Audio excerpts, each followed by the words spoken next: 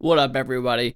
PS404 here with entertainment value. Let's talk this whole ARK Ascended situation going on.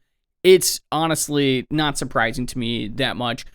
Studio Wildcard has pulled some pretty shady tricks before. This is certainly right up their alley. And just to give you guys some context here, I will be pretty opinionated on this one, only because I have a lot invested here. I am an ARK player at heart, 800 hours into this game. I was one of the original backers. I played literally since day one. I was part of the first group to tame a brontosaurus. It took us like 72 hours. We're pulling shifts in an international clan between here and Europe, and we literally had to time it just so we could, continue to gather food and feed it constantly and make sure that it doesn't get killed by, a random T-Rex or Raptors or something like that. It was a lot. I thoroughly enjoy ARK. I fucking love it. It's my favorite survival game of all time by far, even though I don't have as many hours in it as others, and that's mostly because for most of the time I played ARK, I did not have a PC that could actually run it very well, and a lot of that has to do with the progress that Studio Wildcard didn't make towards optimizing this game. And, an argument can certainly be made that while this game is fucking amazing, it certainly didn't feel finished at launch. And today, there's a lot of opportunity for improvement, and they have made a lot of, I would say, stride in making it a lot better. But to me, I kind of got bored with the game, and as you can see here, I haven't actually picked this game back up since the end of 2020, like first year of the pandemic. So I haven't played this in a while, but I have been extremely excited around ARK 2 that was supposed to come this year. Unfortunately, it sounds like with the roadmap that Wildcard dropped on the 31st, that has been delayed until the end of 2024, which I think explains some of what we're about to go through. So ultimately, earlier this year, there was an announcement that there was an upgrade to ARK. It was going to be recreated in Unreal Engine 5. It sounded fucking awesome, honestly. And it looks really good. Like, I'm pretty impressed that they're adding, cross-platform play and modding. They're even keeping in survival of the fittest, which is really great. And it does sound like they're working towards fixing some of the issues that were there before, like the ability to easily sort of like glitch through walls and be able to see things around you. Obviously, that's an issue with like a lot of third-person views in games, but it does sound like they're trying to fix that, and with Unreal Engine 5, they should be able to. Now, here's the big catch, though. While it was announced that it was going to be free, it is not free. It's actually being packaged and bundled with ARK 2, and you can basically pre-order ARK 2 for $50 and get Survival Ascended with it. So, even though the way they worded it here, it sounds like the opposite. It sounds like they're saying, hey, buy Survival Ascended, and we're going to give you ARK 2 with it. I don't know why they would spin it like that. It seems like the exact opposite of what you would do from a business perspective, but it is what it is. Now, here's the problem with that.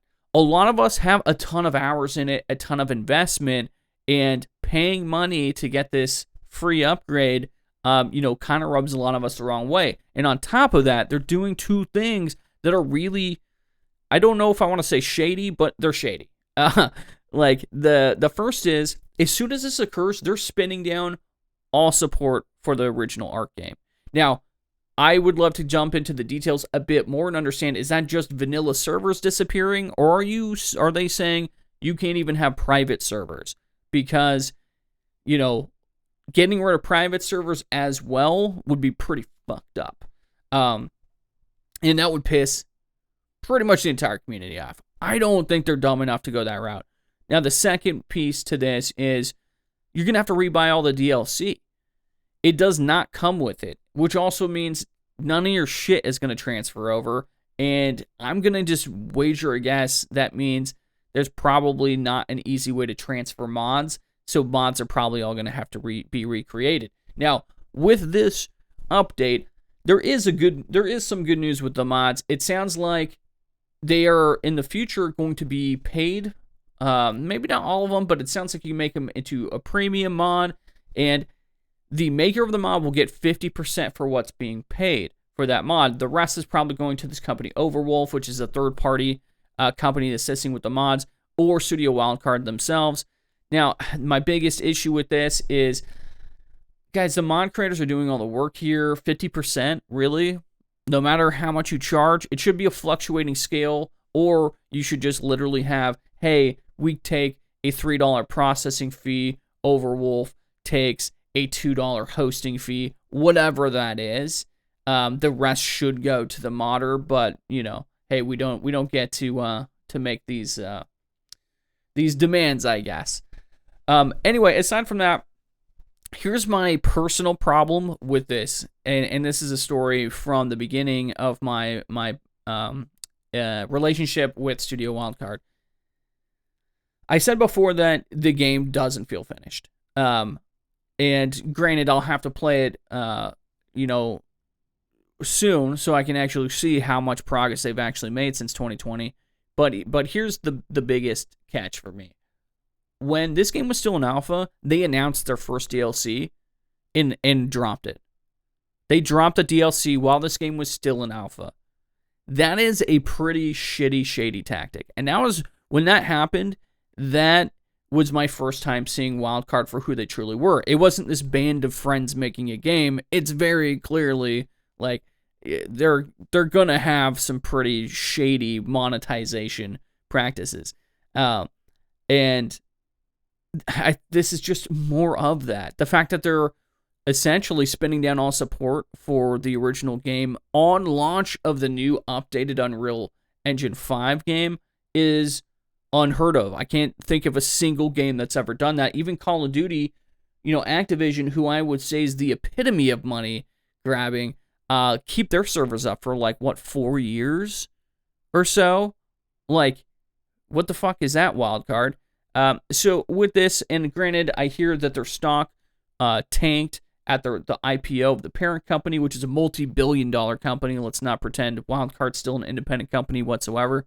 And that's why they led to these business decisions. Whatever the reason is, it's just unacceptable, to be completely honest with you. So, I hate to say this, but I am going to likely not pick this game up and wait until ARK 2. I say that, but we'll see. Maybe there's going to be enough to convince me in the next 6 months to actually try this.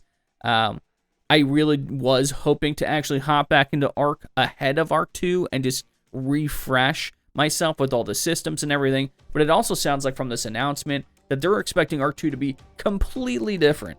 And so not a lot's going to carry over. It's going to be a lot more of a serious type of game instead of cartoony. So we'll see how that sort of evolves, I guess, in the future. But anyway, thanks for hanging out. Please like and subscribe if you liked the video, and I'll see you next time.